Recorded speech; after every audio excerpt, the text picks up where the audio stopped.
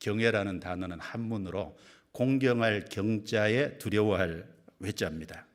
즉 하나님을 공경하고 두려워한다, 쉽게 그렇게 표현할 수 있겠죠. 자, 다른 쉬운 표현으로 바꾼다면 경외는 하나님을 존중한다 혹은 높인다, 이런 의미를 담고 있어요. 존중하고 높이는 것. 자, 더 구체적으로 말하면 성경적인 하나님 경외의 개념은 하나님을 하나님으로 알아서 하나님답게 높이고 섬기는 것을 경외라고 할 수 있을 겁니다. 여러분, 하나님을 우상처럼 생각하면 안 될 거 아니에요? 하나님을 사람 정도로 생각하면 안 되죠. 하나님을 대통령 정도로 생각해도 안 되죠. 하나님을 하나님답게 바르게 알아서 하나님답게 높여드리고 존중하는, 그게 경외입니다. 경외. 성경 로마서 1장 찾아보겠습니다. 로마서 1장. 하나님을 여기 우상으로 알았다 그랬어요. 하나님을 정상적으로 경외하는 것이 아니죠. 로마서 1장 21절부터 23절입니다. 21절부터 23절 같이 읽어볼까요? 하나님을 알되 하나님으로 영화롭게도 아니하며 감사치도 아니하고 오히려 그 생각이 허망하여지며 미련한 마음이 어두워졌나니 스스로 지혜 있다 하나 우준하게 되어 썩어지지 아니하는 하나님의 영광을 썩어질 사람과 금수와 버러지 형상의 우상으로 바꾸었느니라. 시작 말씀이 하나님을 알되, 여러분 하나님을 아는 게 중요하죠.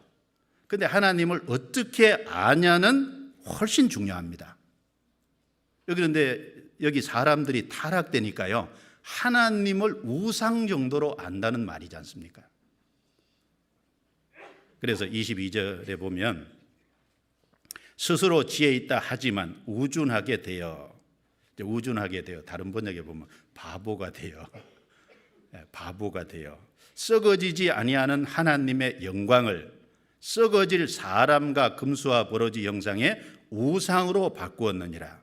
그러니까 하나님을 우상 정도로 아는 거예요. 타락되니까 하나님을 우상 정도로 알아서 우상 섬기듯이 섬기면 안 되죠.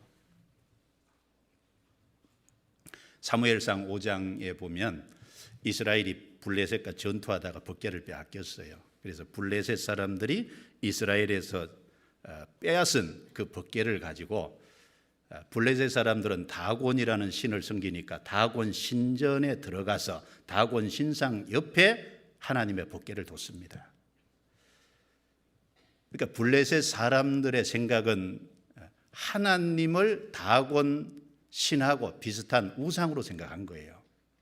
그리고 아니 오히려 다곤 신보다 못하게 생각했겠죠. 왜냐하면 전쟁에서 자기들이 이겼잖아요. 그러니까 자기들을 이기게 한 다곤 신은 이스라엘의 하나님보다 더 위대한 신으로 생각했을 겁니다. 그러니까 다곤 신전에 들어가서 다곤 신상 옆에다가 하나님의 법궤를 뒀잖아요. 다음 날 아침에 일어나 보니까 다곤 신상이 탁 넘어져서 얼굴이 땅바닥에 닿았습니다. 그래서 사람들이 다시 다곤 신상을 세워서 든든히 고정시켰겠죠. 다음 날 가보니까 또 넘어져서 얼굴은 역시 땅에 닿았고, 그리고 이번에는 양 손목과 그리고 목이 탁 부러져 가지고 있는 거예요. 여러분, 하나님은 우상이 아닙니다. 블레셋 사람들은 그 하나님을 하나의 다곤 신 정도로 생각하는, 하나님이 어찌 우상에게다가 비교가 되겠습니까? 그리고 또 많은 사람들이 하나님을 사람 정도로 생각하잖아요. 사람 정도로 생각해도 안 됩니다.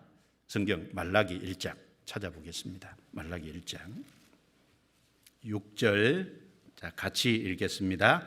내 이름을 멸시하는 제사장들아, 나 만군의 여호와가 너희에게 이르기를 아들은 그 아비를, 종은 그 주인을 공경하나니 내가 아비일진대 나를 공경함이 어디 있느냐? 내가 주인일진대 나를 두려워함이 어디 있느냐? 하나 너희는 이르기를 우리가 어떻게 주의 이름을 멸시하였나이까 하는도다.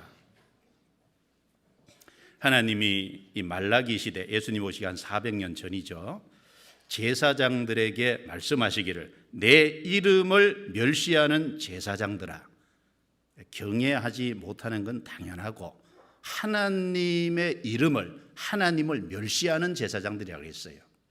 그러면서 하나님이 말씀하시기를, 자, 아들은 그 아비를, 종은 주인을 공경하지 않느냐.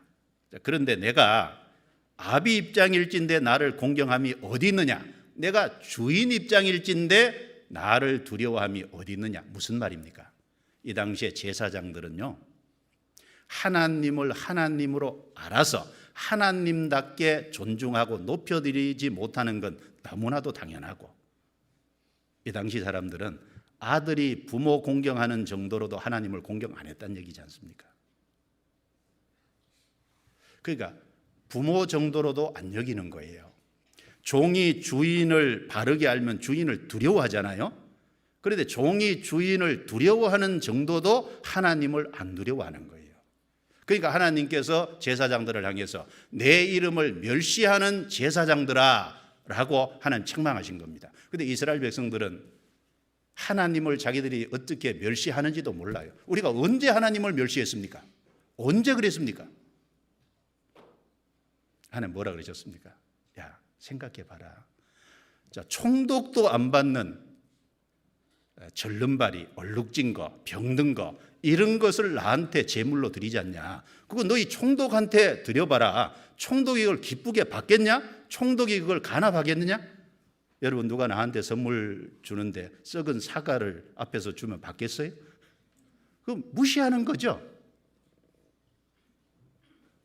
그러니까 하나님을 아들이 부모 공경하는 정도로도 공경 안 여기고, 종이 주인을 높이는 정도로도 높이지 않고 두려워하지 않고, 백성이 총독을 섬기는 정도로 섬기지 않는, 하나님의 이름이 완전히 멸시를 받는. 그러니까 하나님이 오죽 답답하시면요, 하나님 이런 말씀을 하시잖아요. 14절.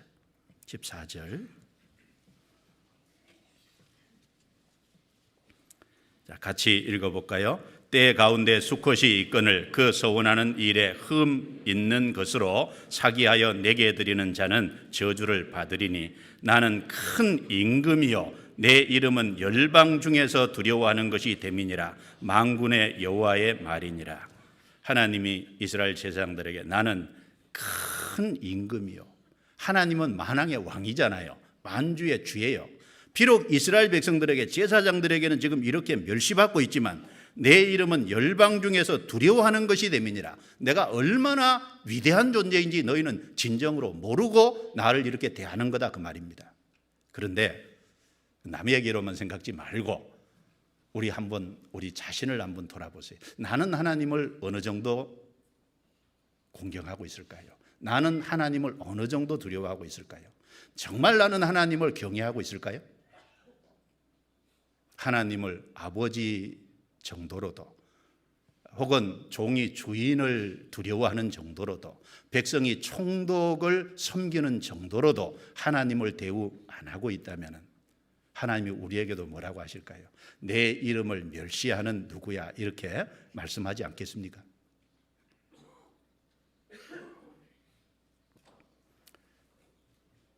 여러분, 우리가 말씀을 가까이 해야 될 이유는 그 하나님 여호와 경외하기를 배우기 위해서입니다.